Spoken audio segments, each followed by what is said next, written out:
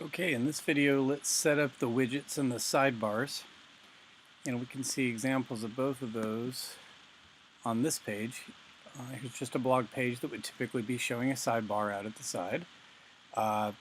Recent posts, comments, archives, but we're not going to be running long enough to really warrant having archives that go back months and months. Categories, metadata. And again, down here, we still don't have the widget set. I mean, in the footer. Whereas this one that's already set up, it has the sidebar and it also has this area down here where the footer's already been set up. So let's go take care of that. To do that, we need to go to Appearance, and then we might need to mess with widgets and sidebars. But let's just assume we can do all this from the widget area. This is an old part of WordPress, and this is how you used to have to drag and drop different things to get what it is that you want it to do. It's very different from kind of the way WordPress looks now. The areas that it already has defined, here's all your available widgets, or the tiny little pieces.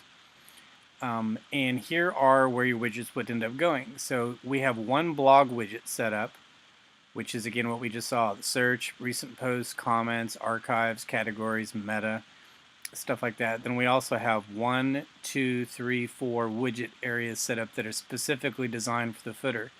That's great.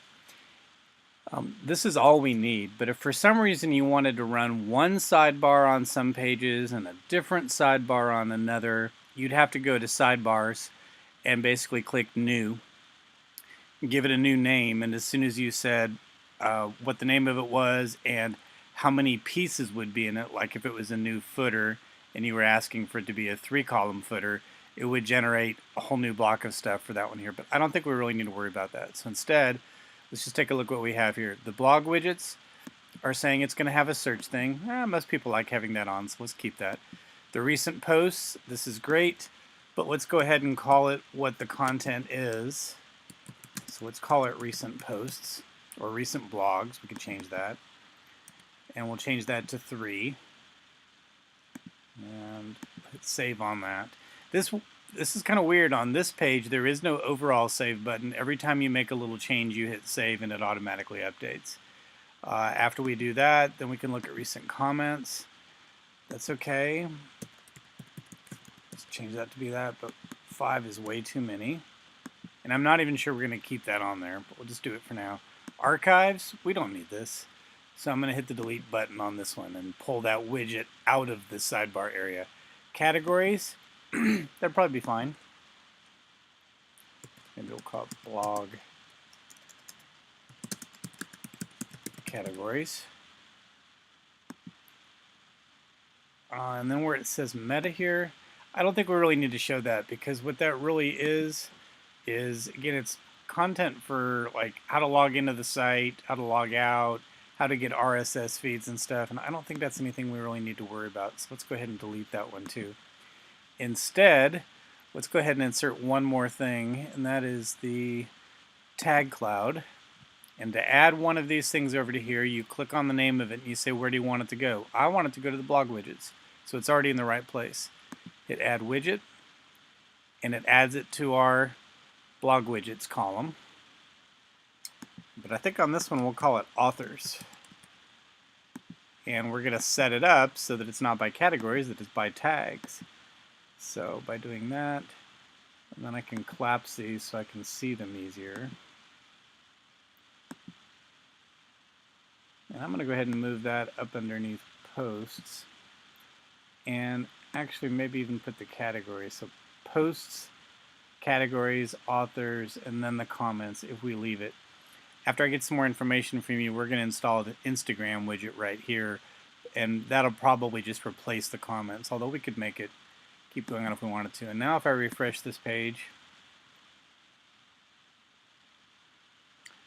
we should end up getting,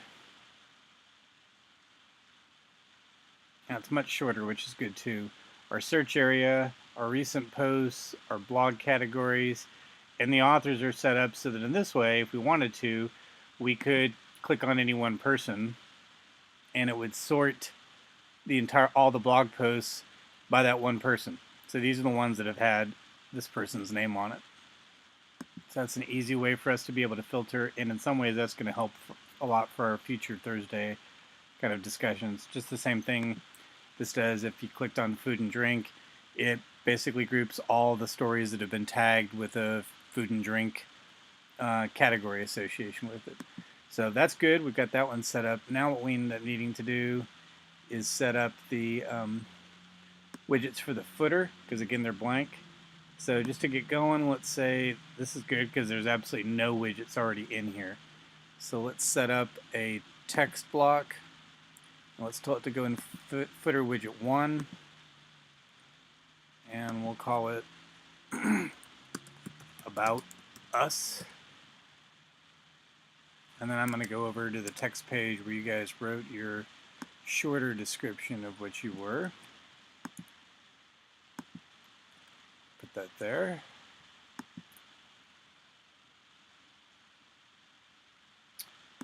And then we'll go to, let's add the recent posts. And let's put that in widget 2. Let's put categories in widget 3. And then let's go put the rotating tweets. We still need some things for you to do to set that up, but at least we'll get it in the right place.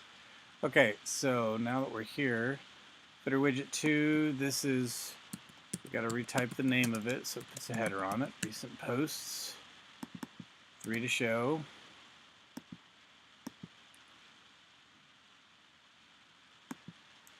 Again, we'll call this blog categories. This one.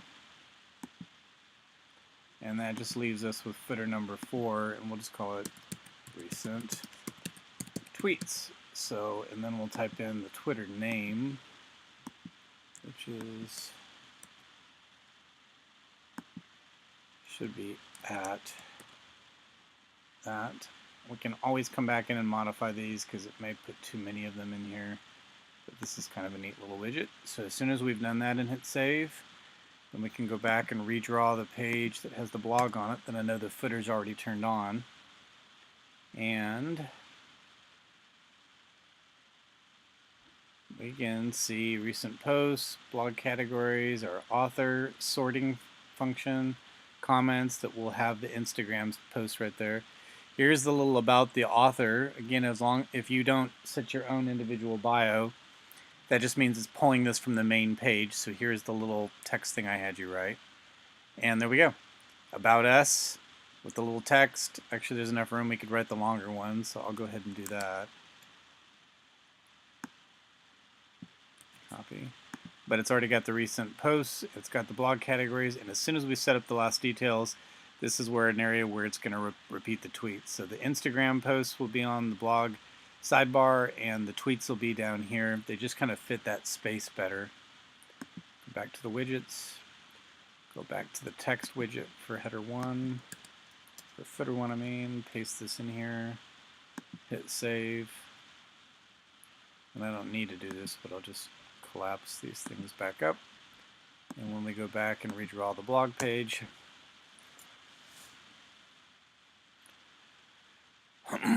we'll see the longer version of that down here. One other thing, as long as I'm here, is in terms of turning these off, these little functions. That's something that we probably ought to do, but I'll add that, I guess, to the blog video.